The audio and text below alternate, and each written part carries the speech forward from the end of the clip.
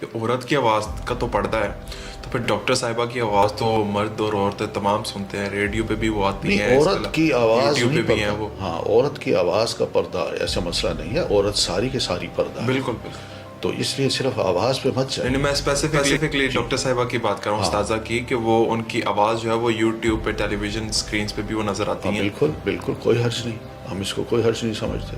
تو عورت کی آواز کا پردہ نہیں ہے؟ ہم تو یہ سمجھتے ہیں، دیکھیں عورت سر سے لے کر پاؤں تک پردے کی چیز ہے. دیکھیں عورت کی آواز کا پردہ اگر دین کے معاملے میں پریکٹیکلی جب عورت اپناتی ہے تو اس کے لیے بھی ضروری ہے کہ وہ آواز پر بھی ذرا غور کرے.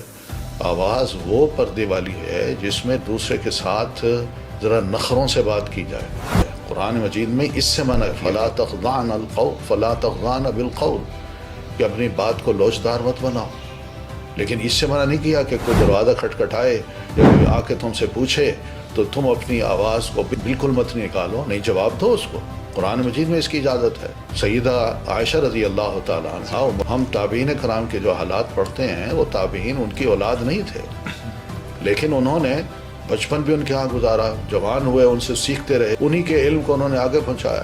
اور ام المومنین اس طرح سناتی تھیں تو دوسرے سنتے تھے نا، کوئی لکھ کے تو نہیں دیا کرتی تھی.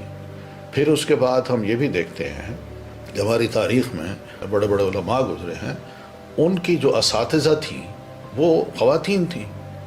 ان سے انہوں نے اجازت سرٹیفکیٹ لیے ہوئے ہیں. خطیب بغدادی رحمۃ اللہ علیہ ہوں، وہ تو بڑے فخر سے ایک شیخہ تھی کریمہ المروزیہ، تو وہ مجاورہ بمکہ المکرم، یعنی مکہ مکرم میں مجاور تھیں، یعنی حرم پاک میں بیٹھتی تھیں.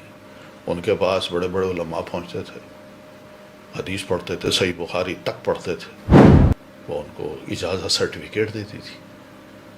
تو بھئی عورت جہاں کہیں اس کی آواز کی ضرورت ہے وہ دین کی آواز ہے.